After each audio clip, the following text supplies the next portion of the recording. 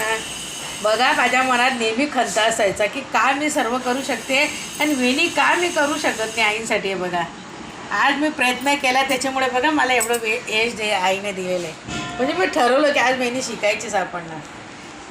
हे बघा ही जी वेणी जेव्हा मी घ्यायला जायची ना मला 30 रुपये म्हणायचे ते.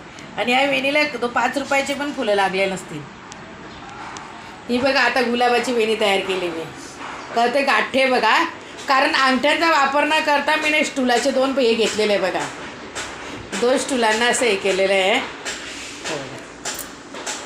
काय सोपी आहे आपण म्हणतो अहो आपण काही गोष्टी करत नाही पण करून पाहिल्या पाहिजे.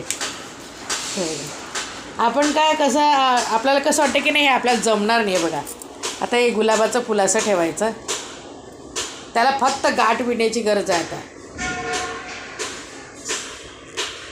पण माझ्या मनात नेहमी असं दुःख व्हायचं की का मी वेणी नाही करू शकत, का मी वेणी नाही करू शकत. पण मी आज मंगळवार आज आईना म्हटलंच की आई तुम्हाला वेणी मी का नाही करू शकत. तर बघा त्याच्यापासून हारसुद्धा तयार देखील किती सुंदर होतील अहो.